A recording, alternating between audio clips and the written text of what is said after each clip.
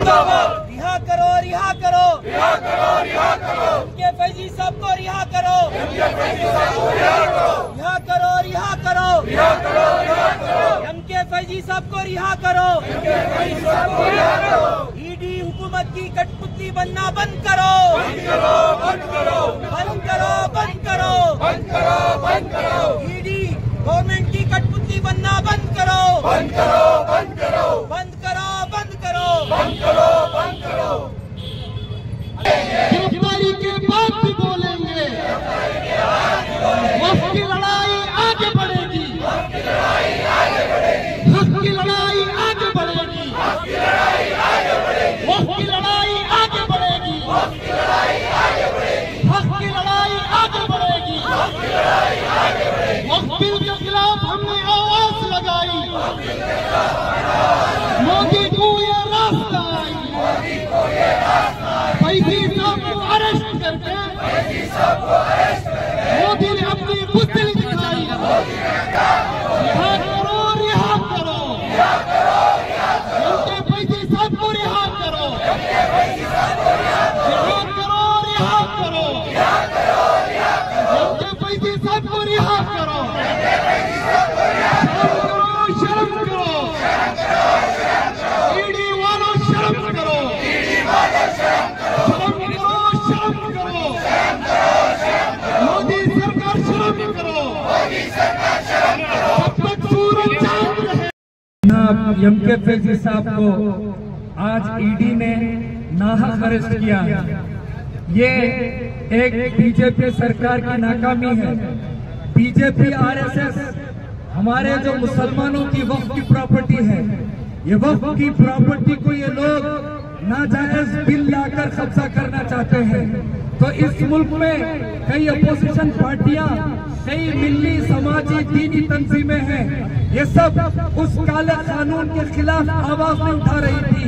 तो अल्हम्दुलिल्लाह पूरे मुल्क में कश्मीर से कन्याकुमारी तक, बंगाल आसाम से लेकर गुजरात तक, खित्ते खित्ते में social democratic party of India ने वक्फ बिल के खिलाफ पार्लियामेंट से लेकर गली चौराहों तक इस बिल की मुखालिफत की। तो ईडी को सामने रखकर ये बीजेपी और आरएसएस ने हथकंडा अपनाते हुए इन्होंने हमारे नेशनल प्रेसिडेंट के फैजी को गिरफ्तार किया। और इनको गिरफ्तार कर बीजेपी ये चाहती है कि एसडीपी के आवाज को दबा दिया जाए। मैं पूरे बीजेपी सरकार को कहना चाहता हूँ, तुम एमके फैजी को नहीं, हमारे एक एक कैडर को भी बंद कर लोगे तो इंशाल्लाह एसडीपी का कैडर खामोश नहीं बैठेगा। हम एसडीपी में डर कर नहीं आए हैं, एसडीपी में हम खौफ खाकर नहीं आए हैं। मैं सबसे पुलिस से कहना चाहता हूँ, हम किसी से डरते नहीं, हम हथकड़ी जेल से डरते नहीं, हम यहाँ तक कि अपनी जान देने से डरते नहीं, हम शहीद होने से डरते नहीं। हम इस मुल्क की हिफाजत के लिए आए हैं, हम इस मुल्क की बका के लिए आए हैं, हम इस मुल्क के दस्तूर की लड़ाई लड़ने के लिए आए हैं। अब इस मुल्क को बेचने के लिए बीजेपी जो कुछ साजिश करे, उसकी साजिश को नाकाम करने के लिए social democratic party of India का एक एक कारकुन रास्तों पर उतरेगा। मैं पुलिस एजेंसी से कहना चाहता हूँ, ये कितने मिनट में जमा मालूम, 5 मिनट में मसदे के इतने लोग आए हैं। ये हमारे कैडर है, कैडर, ये कमिटमेंट कैडर है, ये बीजेपी आरएसएस के चट्टीधारी बुज़दिल भगोड़े नहीं है, ये एसडीपी के लोग हैं। हम यही कहते हैं, ये मुल्क बचाना तो हमारा साथ दो, तुम्हारी हिफाजत करेंगे, इस मुल्क की भी हिफाजत करेंगे। इस मुल्क को बचाने के लिए वहाँ है। हम कोई तुमसे लड़ना नहीं चाहते, हम तुम्हारे खिलाफ चलना नहीं चाहते, हम तुम्हारे खिलाफ आगे बढ़ना नहीं चाहते।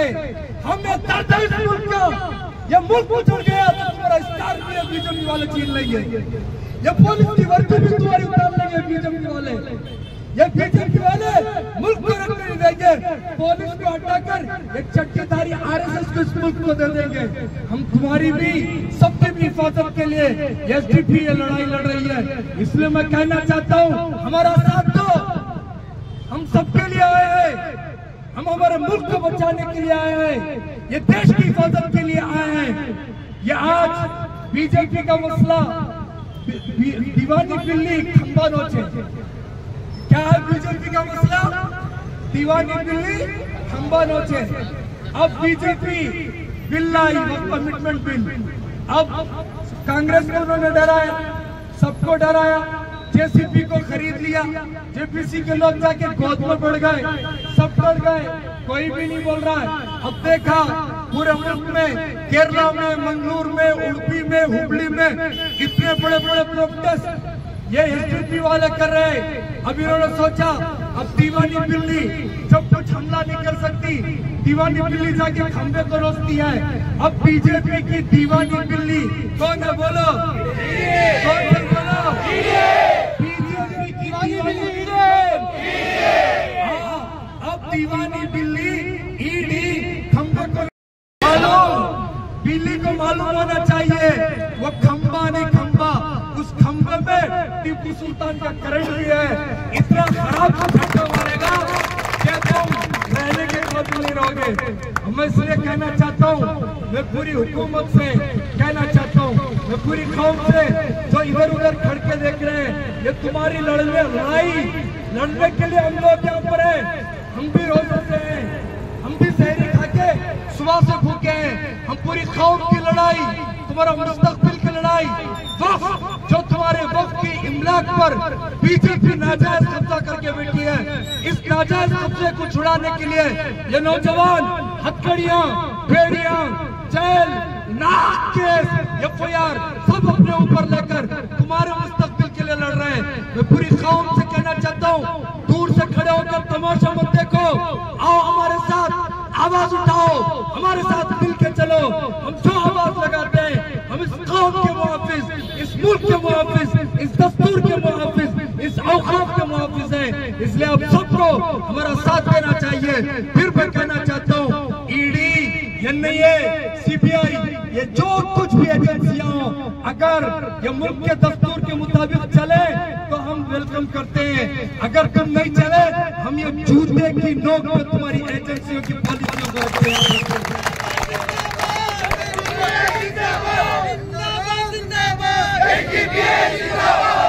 ये RSS के बनाए हुए मनुस्मृति के मुताबिक चलने वाला देश नहीं है। ये देश बाबा साहब भीमराव अम्बेडकर के बनाए हुए कानून, उनके दस्तूर, कॉन्स्टिट्यूशन के हिसाब से चलने वाला देश है। इसको छोड़कर तुमने RSS, बीजेपी के दबाव पर कोई भी एजेंसी अगर मुल्क को चलाना चाहे, वो एजेंसी के मुंह पर हम जोर से थूकते हैं और ऐसी एजेंसियों को हम जूते की नोक पर रखते हैं। मैं सबको कहना चाहता हूँ, मुर्दाबाद ईडी, मुर्दाबाद। अगर वो देश के मुताबिक नहीं चल सकती, दस्तूर के हिसाब से नहीं चल सकती, अमित शाह और मोदी की कठपुतली बनती है, तो हम सबको ऐसे ईडी की जरूरत नहीं, ऐसे NIA की जरूरत नहीं, ऐसे CBI की जरूरत नहीं। इन सबको सबसे पहले एसडीपी के एक कारकुन को ईडी, NIA को जेलों में भेजना चाहिए, तभी यह मुल्क सुधरेगा। इतना कहकर मैं अपनी बात खत्म करता हूँ। जय SDPI, जिंदाबाद जिंदाबाद। MK ಫೈಜಿಯವರ ಬಂಧನವನ್ನು ಪ್ರಪ್ರಥಮವಾಗಿ ಖಂಡಿಸುತ್ತಾ ನಾವಿಲ್ಲಿ ಆಲೋಚನೆ ಮಾಡಬೇಕಾದ ಕೆಲವೊಂದು ವಿಚಾರಗಳಿವೆ. ಬಿಜೆಪಿ ಸರ್ಕಾರದ ಅವರ ಕರಾಳ ಕಾನೂನುಗಳನ್ನ ಯಾವಾಗ ಜನರು ವಿರೋಧಿಸುತ್ತಾರೆಯೋ ಆ ಸಂದರ್ಭದಲ್ಲಿ ಸ್ವತಂತ್ರ ಏಜೆನ್ಸಿಗಳಾದಂತಹ ಇಡಿಗಳನ್ನ, ಸಿಬಿಐಯನ್ನ, NIA ತಂಡವನ್ನ ದುರುಪಯೋಗಪಡಿಸಿಕೊಳ್ಳುವಂತಹ ಉದಾಹರಣೆಗಳು ನಮ್ಮ ಮುಂದೆ ತುಂಬಾ ಇದೆ. ಅದೇ ರೀತಿ ಇವತ್ತು ಮುಸ್ಲಿಂ ಸಮುದಾಯ ಈ ವಕ್ಫ್ ಬಿಲ್ ಅನ್ನುವಂಥದ್ದು ಕೇವಲ ಒಂದು ಮುಸಲ್ಮಾನರಿಗೆ ಬೇಕಾಗಿರುವಂತಹ ಒಂದು ಕಾನೂನಲ್ಲ, ಈ ಸಮಸ್ತ ಭಾರತೀಯ ಜನರಿಗೆ ಬೇಕಾದಂತಹ ಒಂದು ಕಾನೂನಾಗಿರುತ್ತದೆ. ಈ ತೀರ್ಪನ್ನ ಈ ದೇಶದ ಜನತೆ, ಕೇವಲ social democratic party of India ಅಲ್ಲ, ಮುಸಲ್ಮಾನರು ಮಾತ್ರ ಅಲ್ಲ, ಈ ದೇಶದ ಹೋರಾಟಗಾರರು, ಸರ್ವ ಹೋರಾಟಗಾರರು ಬೆಂಬಲಿಸುವಂತಹ ಒಂದು ಹೋರಾಟ ವಕ್ಫ್ ಬಿಲ್ ಹೋರಾಟ.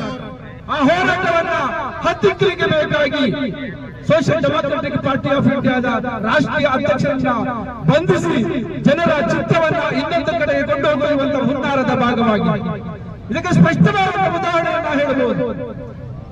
ಈ ದೇಶದ ಹಳೆಯ ಕಾನೂನಾದಂತ IPC ಸೆಕ್ಷನ್ ಬದಲಾವಣೆ ಮಾಡುವಾಗ ಪಾರ್ಲಿಮೆಂಟಿನಲ್ಲಿ ಇದೇ ಕ್ಷೇತ್ರದ ಮಾಜಿ ಸಂಸದ ಅವನ ಹೆಸರೇನು ಪ್ರತಾಪ ಸಿಂಹ ಅನ್ನುವಂತ ಒಬ್ಬ ವ್ಯಕ್ತಿ ಅಲ್ಲಿ ಸ್ಮೋಕ್ ಬಾಂಬ್ ಒಂದು ಬಾಂಬ್ ದಾಳಿಯಾಗಿದೆ.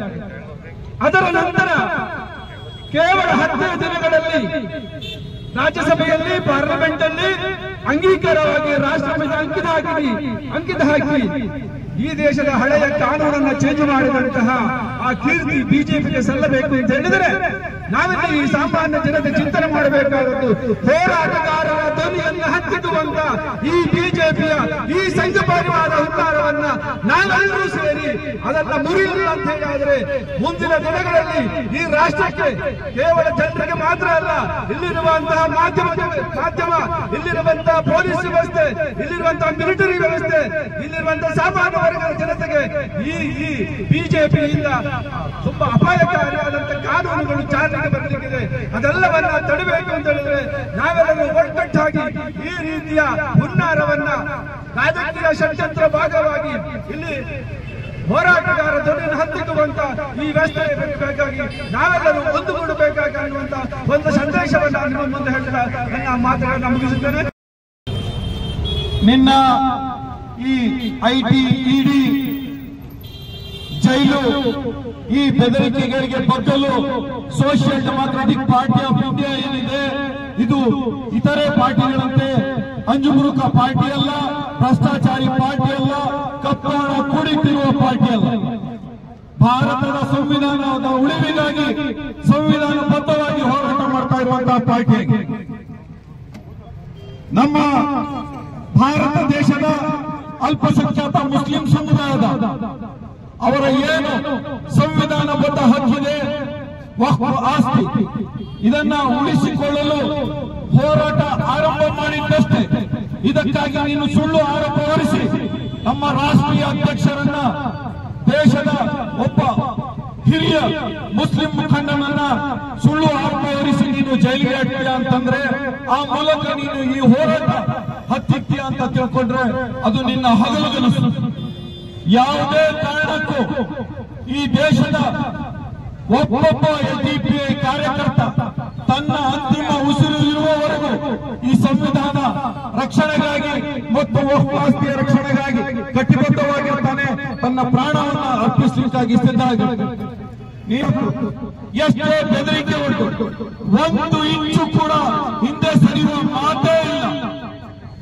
ನಮ್ಮ ಸಾಂವಿಧಾನಿಕ ಹಕ್ಕು ಉಳಿವಿಗಾಗಿ, ಭಾರತದ ಸಂವಿಧಾನದ ಉಳಿವಿಗಾಗಿ ಯಾವುದೇ ಜೈಲಿಗೆ ಹೋಗಲು ಸಿದ್ಧ, ಯಾವುದೇ ಕೇಸ್ ಎದುರಿಸಲು ಸಿದ್ಧ. ಈ ನಮ್ಮ ಹೋರಾಟ ಈಗಷ್ಟೇ ಆರಂಭಗೊಂಡಿದೆ. ಎಷ್ಟು ಜನರನ್ನು ನೀನು ಜೈಲಿಗೆ ತಳ್ತೀಯ? ನಿನ್ನ ಜೈಲುಗಳು ಸಾಕಾಗುವುದಿಲ್ಲ. ನಮ್ಮ ಕಿಂಚಿತ್ ಹೋರಾಟದ ಒಂದಿರಿದು ಕಿಚ್ಚನ್ನು ನೀನು ದಮನ ಮಾಡಲು ಸಾಧ್ಯ. ಏನು ನಮ್ಮ ರಾಷ್ಟ್ರೀಯ ಅಧ್ಯಕ್ಷರಾದ MK ಫೈಜಿ ಸಾಹೇಬ್ ಅವರ ವಿರುದ್ಧ ಸುಳ್ಳು ಆರೋಪಗಳನ್ನು ಹೊರಿಸಿ ಬಂಧನ ಮಾಡಲಾಗಿದೆ. ಆ ಮೂಲಕ ಪ್ರಜಾಸತ್ತಾತ್ಮಕ ಹೋರಾಟಗಳನ್ನು ದಮನ ಮಾಡಲು ಹೋಗಿರುವಂತಹ ಬಿಜೆಪಿ ಸರ್ಕಾರಕ್ಕೆ ಧಿಕ್ಕಾರ ಹೇಳುತ್ತಾ ಈ ಹೋರಾಟ ಕೇವಲ ಆರಂಭವಾಗಿದೆ ಅಷ್ಟು ಮಾತ್ರ ಎಚ್ಚರಿಕೆ ನೀಡುತ್ತಾ ನನ್ನ